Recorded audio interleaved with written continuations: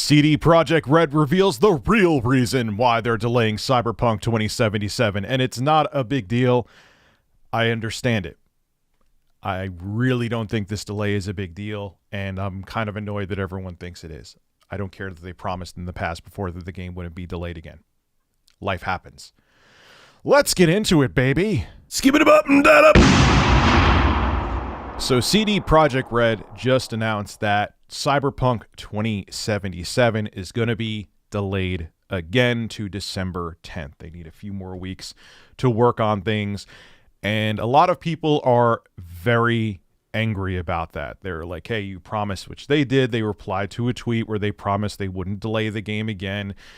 Cyberpunk 2077 was originally revealed before the 8th gen consoles launched. So I get that people are anxious and they're biting the tip of their nails or the tip of their mushrooms waiting for Cyberpunk 2077. But I personally always stand behind this. The only time there's an exception is if there's some indie company doing something shady with a Kickstarter or crowdfunding. But if a game is delayed, I'd rather it be delayed and be good. I'd rather a game be delayed for 20 years and be good. Yes, there's exceptions like Duke Nukem Forever, and everyone keeps bringing that up, but that's the exception, not the rule when heavily hyped games keep getting delayed. Usually it was worth it, or it could be like Half-Life 3 and never come out. But you get my point. A good game comes out good, it's good, no matter how many times it was delayed.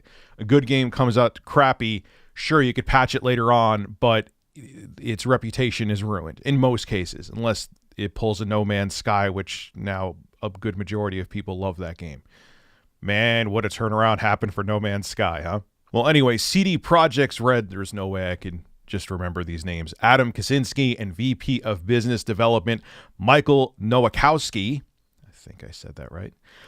They were in an investor meeting or conference call, and this is what they had to say about why they delayed Cyberpunk 2077. We can't say too much about pre-orders, but what we can share is that the ratio between pre-orders of The Witcher 3 at the same stage and pre-orders of Cyberpunk continues to strongly satisfy.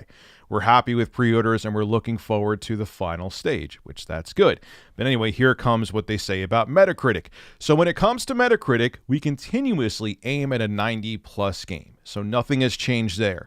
This remains the goal, and as Adam mentioned, this is actually the main reason for postponing the release. We want to give the game an extra polish. We'd rather be slightly ashamed right now in front of you than be ashamed in front of players once the game releases. We have not considered splitting the release. We're big believers in serving everything at the same time. It's much more reasonable from the perspective of how the team operates, and it's also convenient from the marketing perspective. Yeah, a split release of the game would have been an awful idea, especially for a game that people have been talking about, and like I said, it was initially revealed before. It was in 2013. It was revealed before we even had the PS4 and Xbox One. So yeah, don't split the release. But look, man, I know everyone's tired of the Shigeru Miyamoto quote, a delayed game that comes out good is always good, but a rush game that comes out bad is always bad. But it's true. I know I paraphrased his quote there, but similar context. The thing is, too, and I get what they're saying, is that, you know, if a game gets like a 7.5 from whether it be Metacritic or GameSpot, however, or like a 3 out of 5, depending on the numeric score they go by or whatever they go by.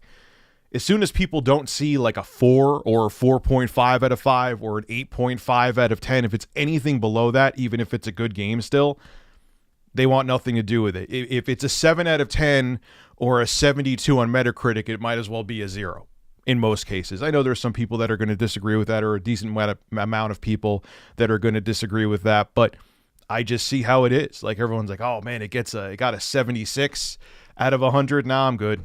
Man, the game must suck then. So I understand. Look, they have put years upon years of development time. This is a heavily hyped game for CD Projekt Red. It may make or break them. They don't want to screw this up. And if they think that these extra few weeks could get them a better game and get a better product on store shelves, let them do it, man. I mean, I get you've been waiting for a long time for Cyberpunk 2077, but at this point, what's a few more weeks? If it means that they could get the game right and it doesn't suck and it gets that 90-something score on Metacritic, let them do it. You've been waiting for over 7 years. This is Rich of Review Tech USA signing out. Have a good one. Hey, if you enjoy my content, consider becoming a Review Tech USA member. I'll have a link below in the description. I live stream now on this channel all the time, and it gives you access to cool emoticons to use as well while I live stream. Again, link below in the description. Thank you for your continued support.